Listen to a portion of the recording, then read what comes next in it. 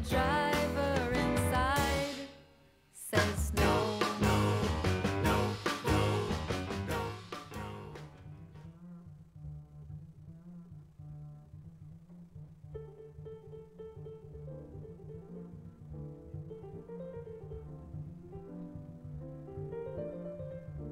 He wrote.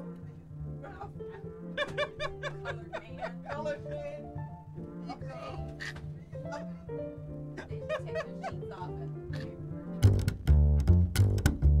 They should take the sheets off it. They having planned meetings in the editorial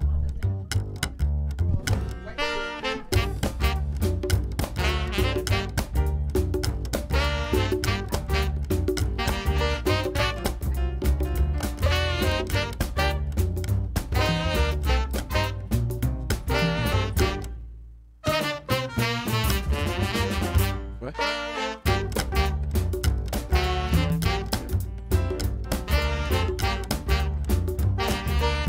Tell me what.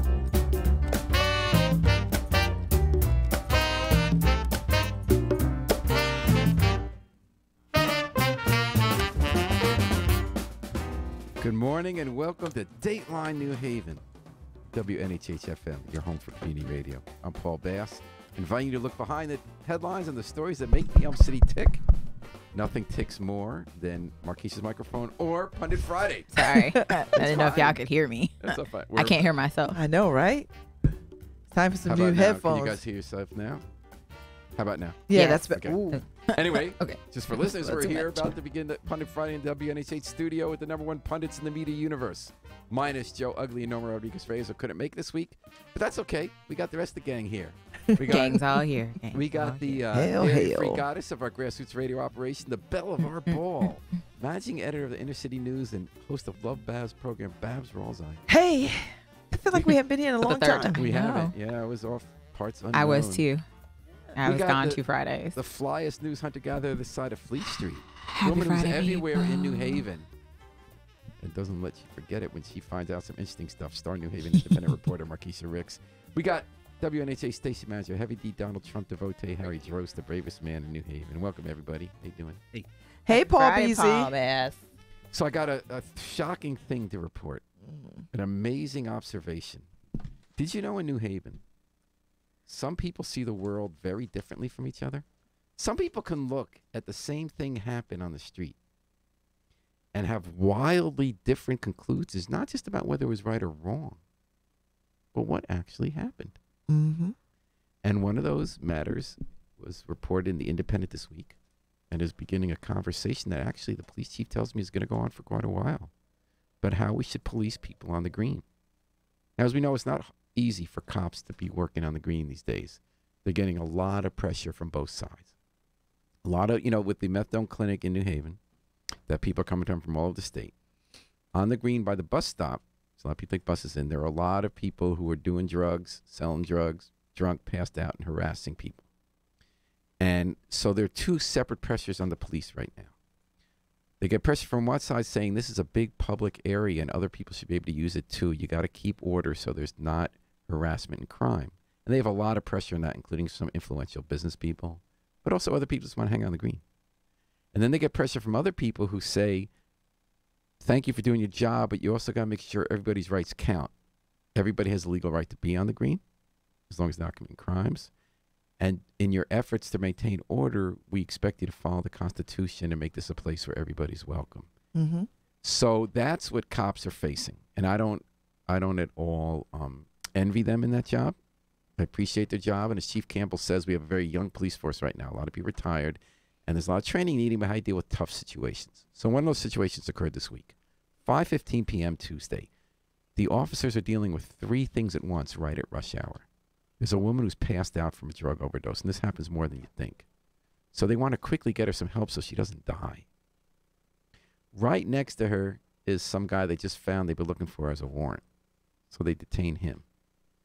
And there's some guy drinking out of a public and open container, which we can talk about whether we want that or not, but that is the law, and that's one of those, like, how do you maintain order stuff? You don't let people drink an open container.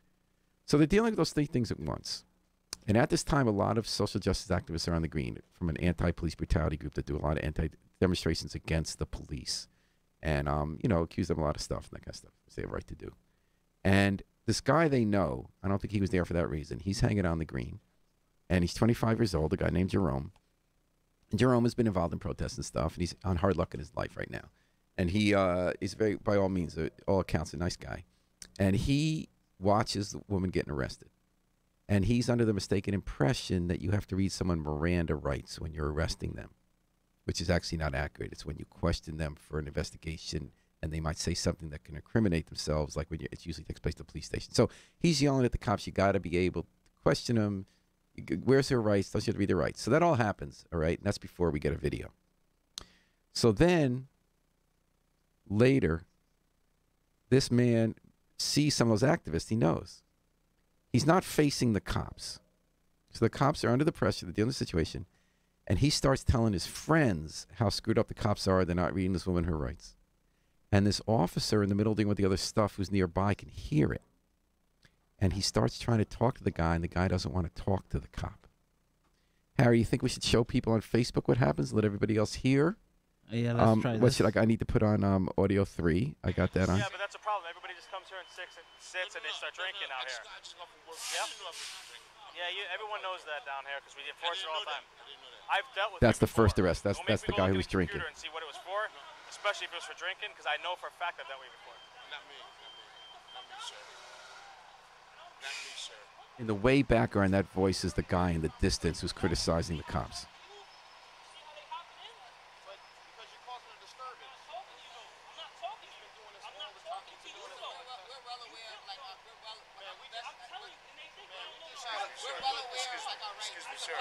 That sounds like Carrie Ellington saying we're well aware of our rights. What rights are you speaking of?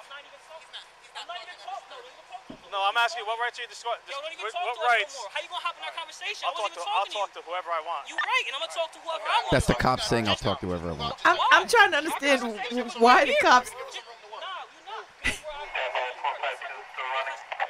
Yo, don't touch me. This is where our conversation started. Don't touch me. Now you're getting locked up. I'm not getting locked up. Yep, Stay it there. escalated that quickly. Like you're getting locked up. Yo, would you stop? Stop. Stop resisting. Look, I'm not resisting. Resisting? Not resisting. Okay, Give me your hand. arm. I got my phone. Give me your arm. You got it. You got it. You got it. You got it. You got it. Just stay still. You got it. I'm not moving. He's like, I'm not. You got it. I don't know why you're doing that, man. You got it. Yo, his mom. Oh, it's motherfucking busted on the Yo, just stay still, please. I don't know why he's doing that today. I don't know why he's doing that. Guys, back up. Just everybody back up, okay? Just back up. Yeah, you guys can videotape, but back up. Back up. I'm going to tell you one time. Back up. Yep, that's fine, but back up. I'm telling you back up.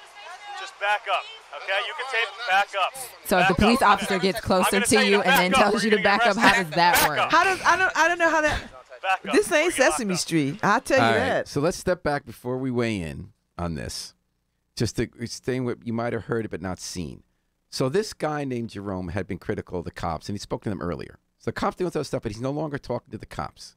The cops are arresting this guy for an open container. And I'd say about, what would you say, Harry, Barkeisha, Babs, maybe about 6 feet away, 5 feet away. There's this cluster of people, Jerome and some activists, and they're talking. And you can hear Jerome in the back saying, this screwed up, the cop's screwing up. And he's wrong about Miranda rights, but whatever.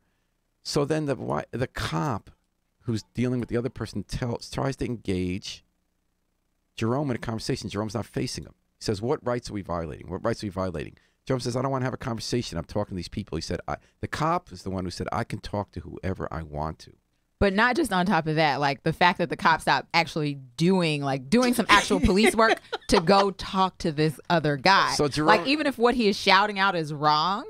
but he's Why not. are And you he's not. And at engaging that that? point, he was shouting earlier. He wasn't. But I shouting know you at were the saying cops then. earlier that he actually was shouting at the cops. But he which wasn't is- here. He wasn't here. Exactly. He wasn't here, but like the fact that he stopped his police work to go have a conversation with this guy when he could just continue to ignore him. That's So- that's the Okay, part I so don't get. we're just getting to analysis. Okay, so, and I do want to hear the analysis. I just want to show how people see things differently.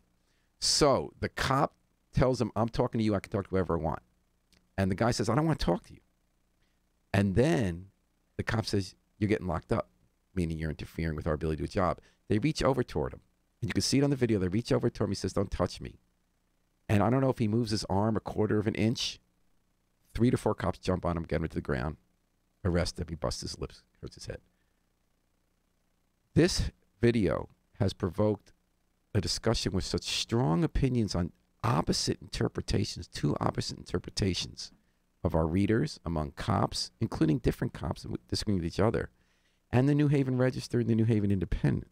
So we wrote a story saying this sparks debate. Here are the 2 sides. The cops said this guy was harassing them for a long time, yelling at them, making it hard to do their jobs. They told him to stop and to move, and then he resisted when they wouldn't stop him, so they had to arrest him. And the other side says, we weren't talking to the cops. The other cop says, we weren't talking to the cops.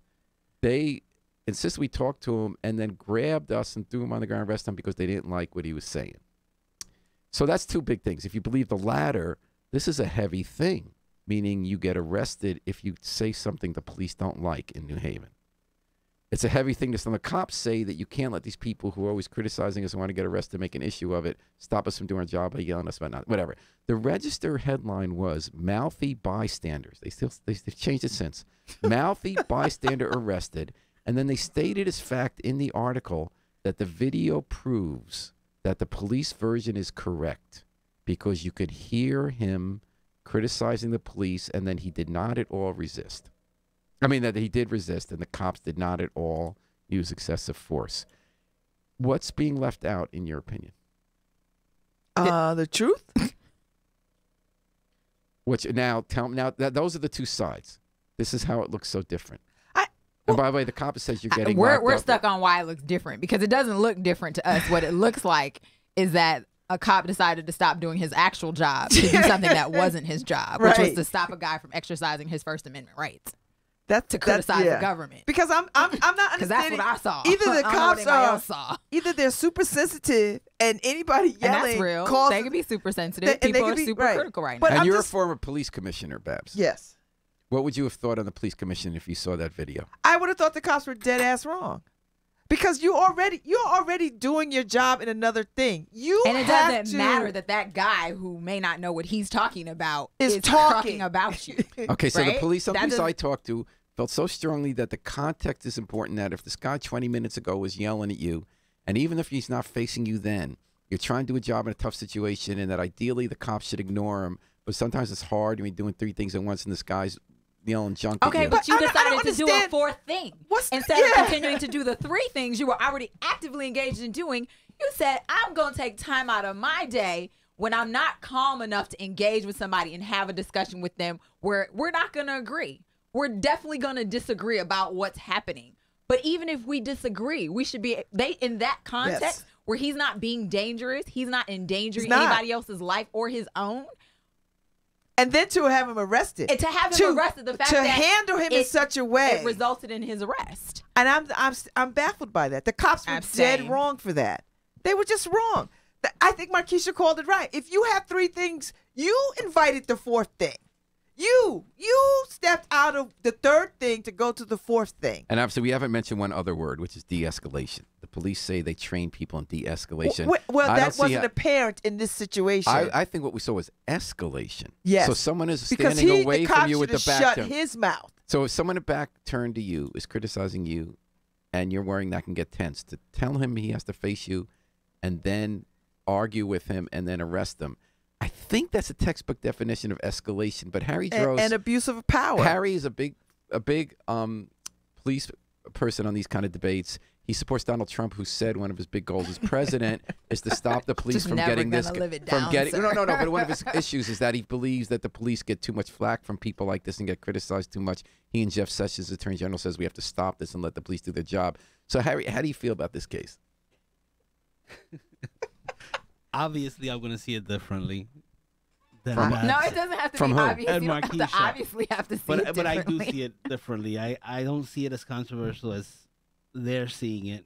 I think he was inciting. So who was inciting? If the cop, in trying to de-escalate, went to talk to him, and he was belligerent and not helpful, then I see it differently. I don't understand why the cop felt compelled to go and De-escalation. engage this He's person. inciting. But he no, but wasn't. de-escalating what though? I know, what was specifically? Well, let's escalating. let Harry talk. So, do you think the police, if they didn't like what the guy was saying, should have told him they have to talk to him, then moved over and then grabbed him and arrested him? Is that like the First Amendment in your view? No, we should get rid of breach of peace, right? Under But those- was he creating a breach of peace? he was. How was he doing that? He was because he's trying to incite the people around Even when he's against the police. so if someone But he disagrees, didn't say let's trash the police. wait, let's look at the word incite. Okay, so incite is a legal term. Was this man doing something wrong by disagreeing with the cops with a No. bunch of friends nearby? See, you're gonna do this forever now. When you go, well, we had a bunch of friends nearby who were of the same mind. So can you say this is an incitement? Now we're Are playing. they Now allowed we're- to now we're disagree in playing public? with No, but are they words. allowed to Well, express that view in public? You could disagree with the police in public. So why should they be arrested It for that? depends how you go about disagreeing with the police in public. Okay. Different things, but So do you feel the way they went about it this time made it hard for the cops to do their job? made it hard for the cops. It's I mean, that's what they're always- saying. They're saying we're trying to focus on doing a job type situation. You're yelling this nonsense. How am I supposed to do my job? I do think it's hard when you have to worry about Yeah. the people who are gathering around you. So it does make the cops' job harder because now they have to have eyes behind their head because you don't know what's going to be incited.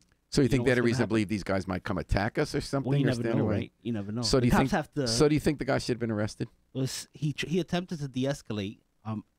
In my view, Who's But- he? the cop by going and speaking with him, but Oh, so you think the cop, rather than escalating, was de-escalating? yeah, he was attempting to de-escalate. when he says, "I'll talk and to whoever I want." unfortunately, it escalated. But How did it escalate? Was it escalated by the cops saying, "No, you have to, I could talk to whoever I want. Well, the Come and cop talk to can't me. talk You're to going to get whoever. there." See, there's a difference.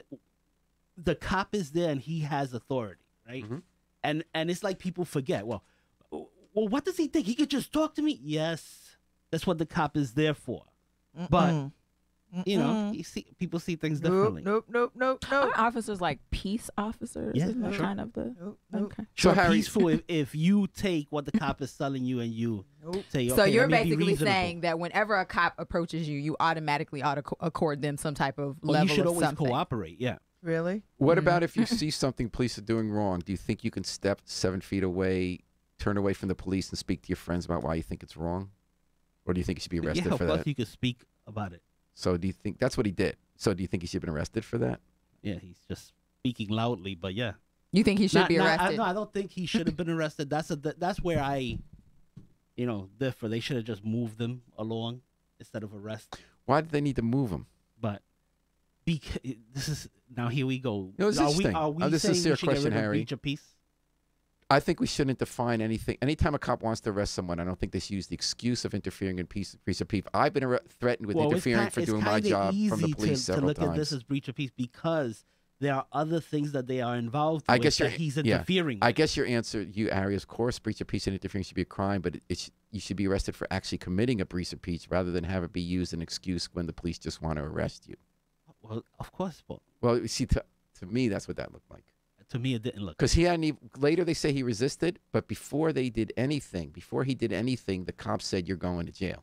You're getting locked up." Well, now you're The getting cops locked said up. you're getting locked up Yeah, well, now before you're the getting locked guy up. had even been touched, moved away, did anything. He was told, Now "You're resist getting is locked something up." simple, right? So if the cop is trying to cuff you and you're not allowing him, you're fighting. Your arm is fighting the cuff. Did it that's- look to you that's like the arm was resist. fighting? Because that's what New Haven Register said. They looked at it and they said, "Look like the guy was fighting." Do you think the guy was fighting?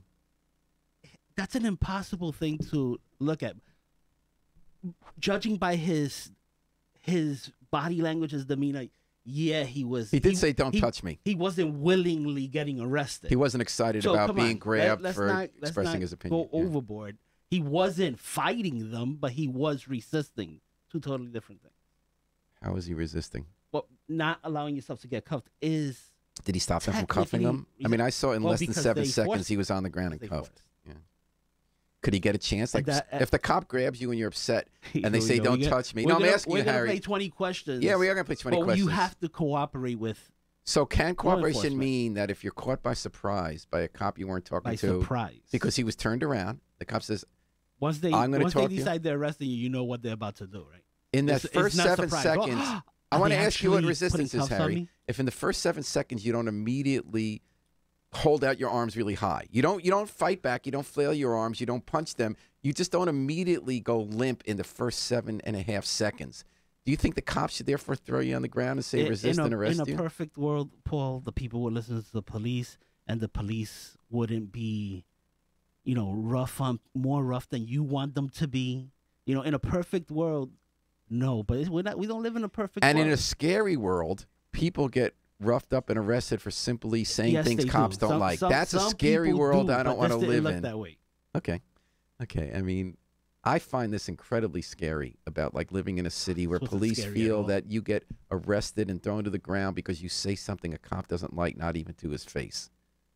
I don't think this was about that, but I don't know. Markeisha Babs, any other thoughts? Oh, we allowed to talk? Because it was.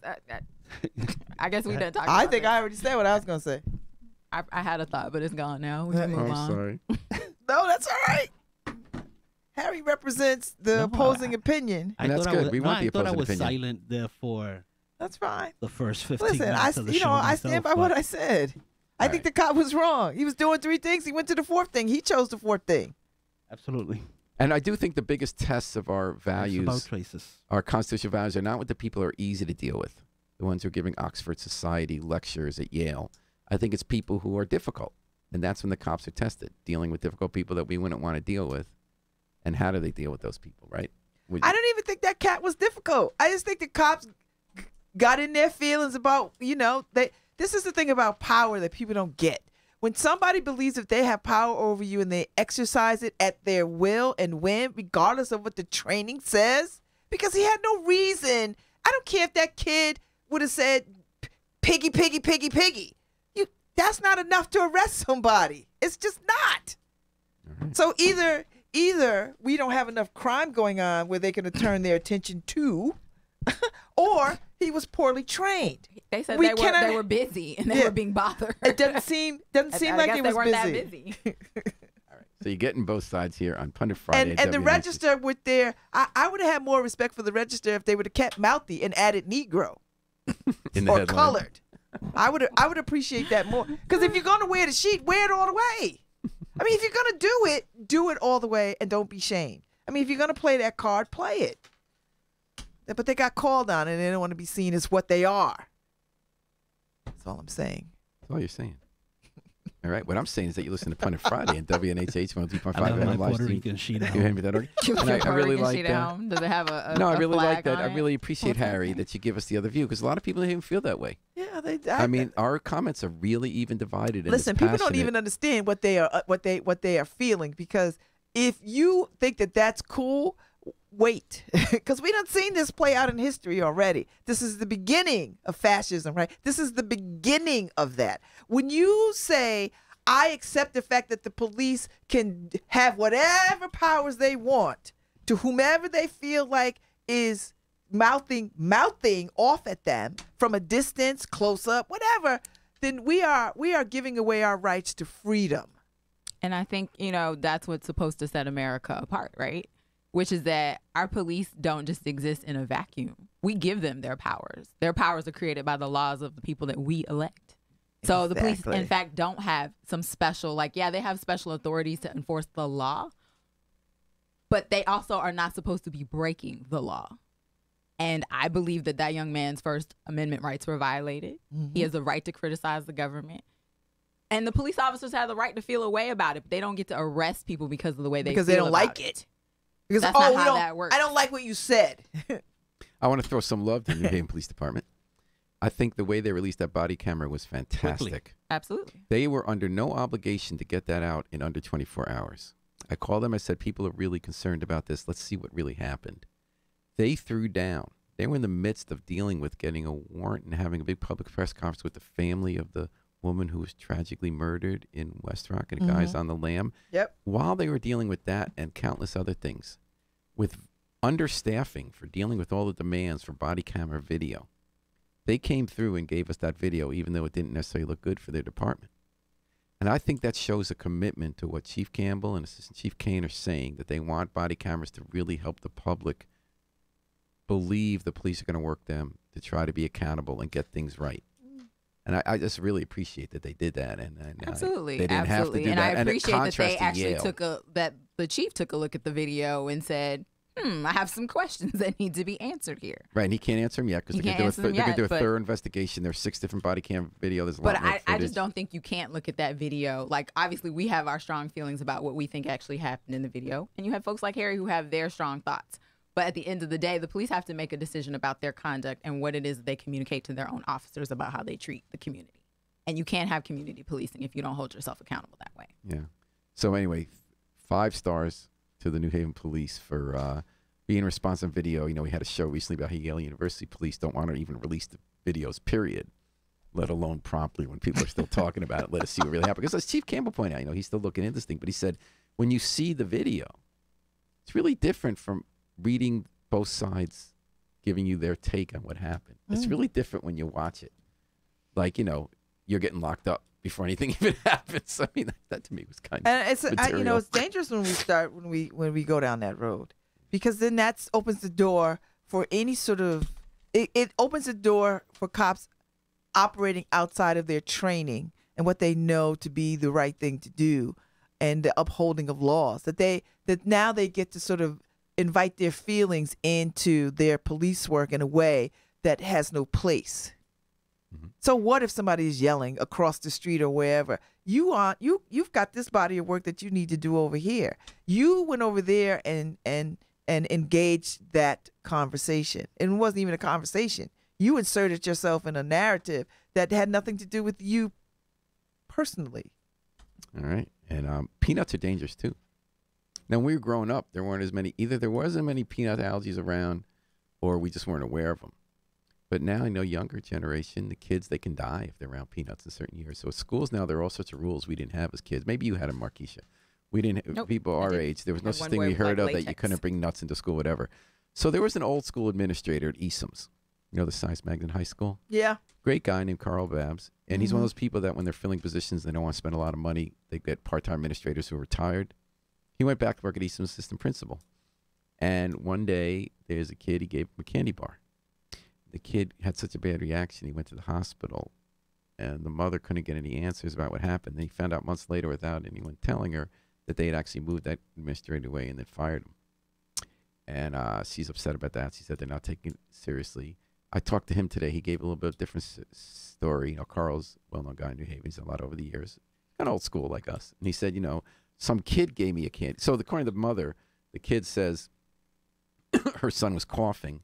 And Carl Babb offered him the candy bar, and the kid said, "Does it have nuts?" He said, "No, just." And he gave it to him, and then the kid got hurt. Carl Babb said what happened was some kid gave him a big candy bar. 6 kids were around him saying, "Can I have some?" I have some, and he let everybody break off a piece, and nobody said anything about peanuts. I find this case really interesting, and I'll tell you why. It's whichever version is true. I don't even know how important that is. Because the more important question is about how do schools communicate with parents rather than shove stuff under the rug. I think it doesn't occur to people at our generation every time you have food. You have to be so different now by giving out. You're not supposed to give out food to school anymore. I don't believe that. I don't agree with that at all. Because I have dairy allergy. I have a severe dairy allergy, and people all the time will say to me, I have a little bit of butter in this cake. Or me too, as a vegetarian, like we're. No, it's not the same thing. You choose to be a vegetarian. Right. I don't choose this. Right. And it will harm me, and it will send me into a coma, and it will kill me. Right. So I understand that when people because this is the thing, people don't believe that it's true because it's not their reality. No, I'm not disagreeing with you, Babs. I was saying, Carl Babs' version is just that nobody's saying anything about nuts. I know Carl, but nice guy. Yeah. No, I'm not disagreeing with you. Of course, we should take it seriously and not give people food that can make them die or go to the hospital. I'm saying that some of us who are older aren't always aware of it. And you're right. Sometimes people think it's not real. I'm not buying that either. It is a difficult thing. Look, Bella, my granddaughter, she has peanut allergy. She has dairy allergy. She has allergies. Wow. Ridiculousness. But she just recently went through a whole day of school without eating because they put her food to the side, not to contaminate it and everything. And she just sat there and nobody served her food. And she goes about her day the same way. If they give candy, she can't touch. She knows, even if they tell her there's no nuts, she knows not to touch it because she doesn't trust that people read the labels. Right, and they don't. Right. So she just doesn't touch anything. So she just went through a whole school day, and when she got home, she was starving, and then she has to go after school. She goes to soccer practice. So this. See, I think we're all agreeing, and Babs, I do agree with you. My question was, I don't know that we always know how to deal with it right, and sometimes because we think it's not true, because from a different generation. And See, I have a problem with that because we've been dealing with this allergy stuff for a very long time. For at least 20 years now that schools have said you cannot have these things in school, and right? you can't just give out candy to people. And you can't, and you can't, and you. One thing for true, you can't be giving out candy in school, no matter what you think. That's number one. Yeah. Number two, why are you giving out candy in school? Why are you doing that? That's what I meant about generation. I'm not disagreeing with you. I'm saying that old school people say, oh, now you can't even give people some candy anymore. You can't. You can't. Yeah, I was probably among the last generation of kids who didn't have like a strict allergy policy. I remember going to school with a kid who was allergic to latex, but his mother was a teacher, like right in our school. So, but I also remember him feeling like he was very isolated from the rest of the kids because you never knew what was going to have latex in it. So he didn't really have a lot of friends, which I thought was really sad. But like Bab said, we're 20 years beyond that. Like that's I where think you're right. we don't bring cupcakes. You know, we check in like can they have vegetables? Like we're bringing in vegetable sticks and hummus. Or you go and you buy vegan or gluten free or whatever it is from a reputable place, and you share it that way, so that the kids who are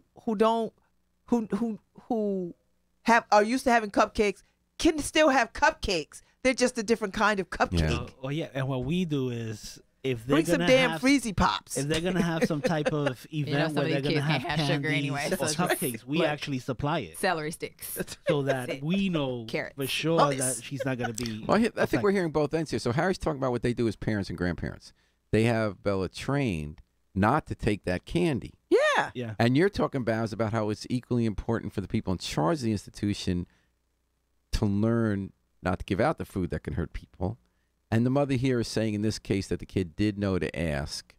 But then Harry would say, we've told the kid they don't always know. It's not hard to be inclusive. It's not. It just means you go the extra mile. It just means you go the extra mile. But why not? Why?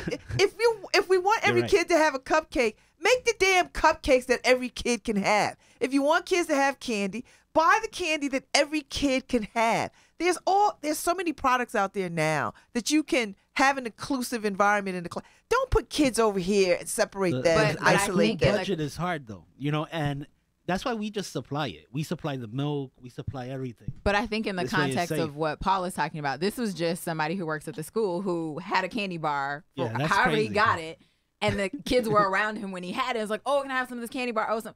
And in that moment, two things could be happening where you're like, you don't want to just tell all the kids, no, y'all can't have any candy. Get away from me. But you also, on the other end, because you're a nice guy and perceived that way, right? And you want to maintain that status. Then on the kids' end, even if you're like, particularly like, I think Bella is like still at that age where she does what people in her life tell her to do and have trained her to do. And, I don't know if she's ever had a really significant reaction to her allergy that put her in the hospital. But I think if you're a little bit, I don't know how old this other child is, but like if you're older and you're with your peers and you don't want to feel different, you might not say, oh, no, I don't want any of the candy bar because it might have nuts in it. Or he might, if he said it, I don't know. We just don't know what happened in that. So there could be a few things at work, even given all the inclusivity and training of your child to not eat these particular things. Let me give you an extreme exclusivity. So I agree with you, Babs. It's not the same thing as kosher or vegan when you make a choice. Let's just say we all agree about that. You want to include people so they don't get killed or go to the hospital because they're including. Then you get to the choices, okay? So keeping kosher means a lot of different things to a lot of different people. About 15 years ago, there were a bunch of Jewish people elected to the board of alders. Usually, especially religious Jews, are not involved in politics. And they started including kosher food in big events like inaugurations. Even though some of those people are like me, where they keep a certain kind of kosher at home that's very strict. And then when we're out, we are able to eat other places. We just won't eat. We'll just be very strict about what we get, and we do fine. But they want to make sure that people who want to have it like supervised by rabbis stuff can come, right? So there was always a little bit of kosher food. Now, over the years, they stopped having alders who have that. And at the inauguration one year, for the mayor and the alders 2 years ago. They still had a little kosher food coming from Claire's, but people who don't eat kosher just immediately ate it, which is fine. So the kosher didn't get any. This year, they had no kosher food. Now, I have to admit that someone who cares a lot about this believes they should not have to get kosher food. I believe they should not have to get kosher food. Why? Because I think that it's not your meal of the day. You might really be talking about one person out of 1,000. And when you bring the food, that person might not get the food because 7 kids go up right away, which they should be allowed to, and go get the cupcakes from Claire's. And I know one woman who was there and was crying almost. And she called me and said, Paul, you got to fight for this. I went to the inauguration. I want to feel like part of New Haven. And, no longer is anyone in power who cares about kosher because Jews haven't gotten involved for whatever reason in elected office in New Haven at the board level. But she cares a lot about New Haven, and she goes to events. And the person in City Hall who had arranged the food told me, look, last year I got it from Claire's. There was like a little food that some kids who weren't kosher just came and ate right away. Nobody else has even mentioned they want it. So here's the lesson.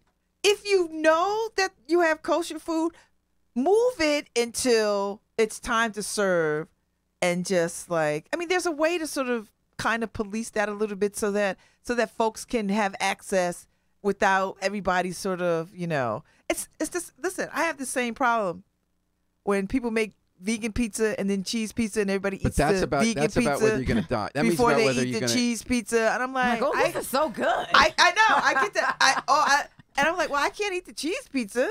So y'all ate all the vegan pizza. Now, for you, it's like you'd go to the hospital. But you still bring up a good point. What if it weren't that you're going to the hospital? What if, like me, you did it for spiritual and health reasons that don't involve your life? How would you feel then? Let's say they got pizza from, and I really mean this as a question. I don't have an answer.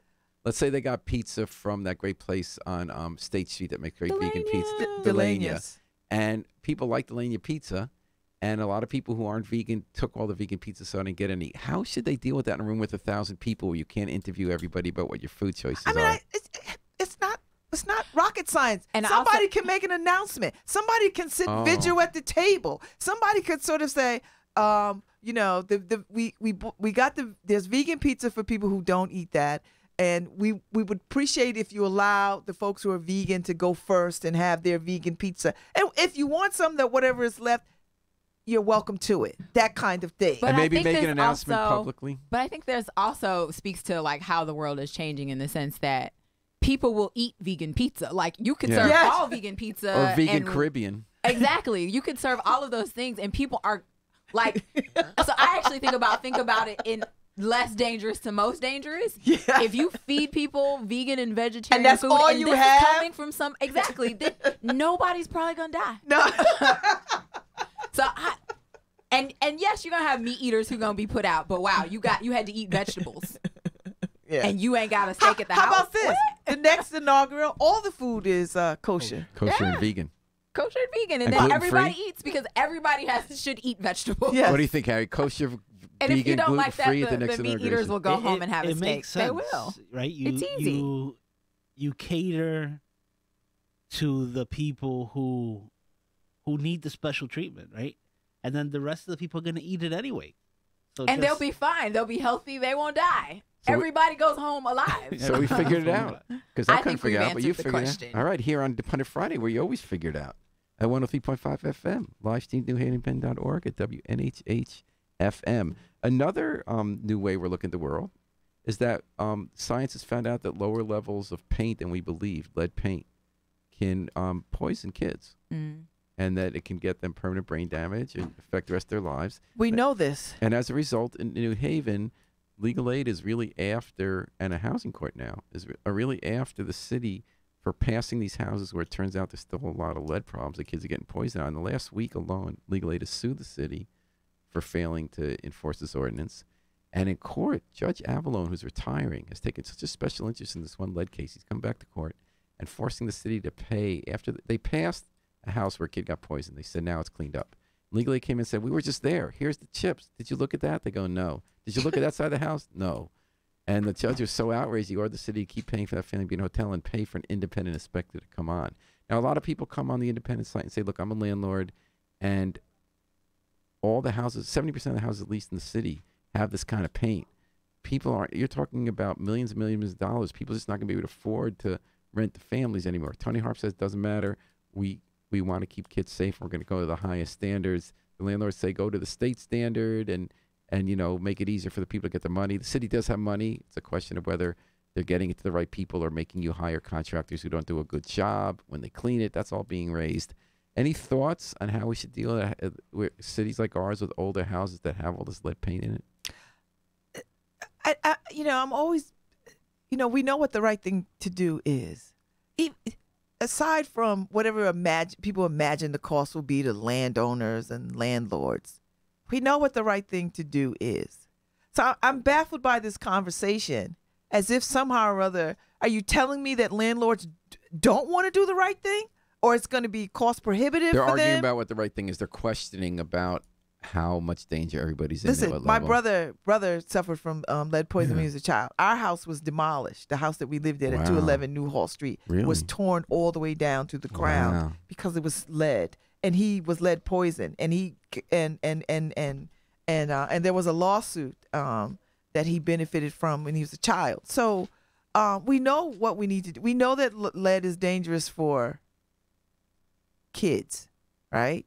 And studies have already shown that if kid has lead poisoning, it affects all their intellectual and developmental and their decision making, all ability. that stuff, right? All of it. So I would wonder, how many white people suffer from this? How many white kids are lead poisoned? How many of people in those communities do we see that? And what Good is question? I just want to know.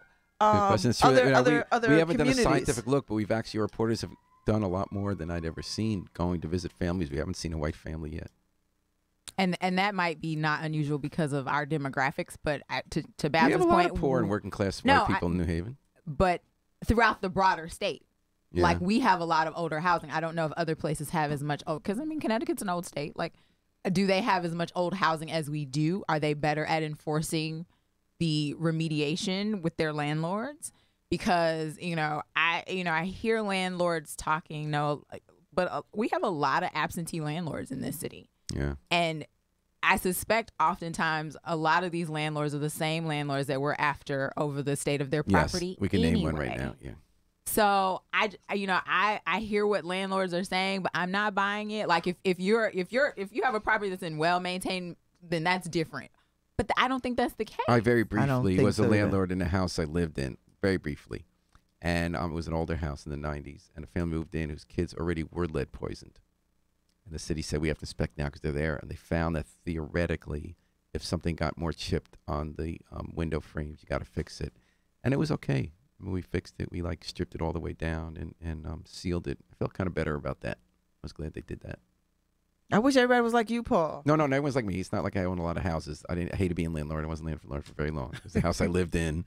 But I think also like that, do we have a proper way? Because when people buy property in these older, if you know this building was built however many years ago, then it probably has a lead issue. Yeah. And it seems to be with so many things in the city that the onus is on the landlord to say, well, I know that this is like an issue. And it always seems to be in the poorest nobody neighborhood. to back it up. Because this is not happening in there's not an Orange Street and East Rock neighborhood. Or what is it, St. Ronan's? St. Ronan's. And those houses are old. They're old houses. Right. And then when people raising children in them. And when they renovate, they spend the money. Whereas the people in Section 8 landlords who are absentee, Markeisha was talking about, they do the cheapest possible. Well, then we know what the problem is. If you're getting these federal subsidies to provide apartments, that the federal government, your state government, and then your local government I feel like would have the least amount of enforcement around that because they don't actually provide the landlords any money, any subsidy. So it would seem that it's a real responsibility of the federal government and the state government to make sure that anybody that they're subsidized, but these are the same people that let Church Street South happen. So there's that. Speaking of which, but before I went to ask Babs about that, but Harry, did you have a Trumpian view on this? I was going to talk about subsidies myself, so she covered Go subsidies. Right. I think that's actually something we can all agree about. Yeah. That Section 8 subsidies like are those standards should be high. Yeah. Like if you're gonna give the federal government is gonna give our money to people to house folks, I want them to be living in the safest, all cleanest, cleanest, best. well taken care of. They gave Churchill South the facilities highest they can. ratings for decades until all of a sudden they said, "Oh, you can't live there; it's dangerous." My theory on that is Then they that all should go to jail. my theory on that, like, I think that you have one of those things where you have contractors who they can contract that work out, and people get an online training for how to inspect a federal property.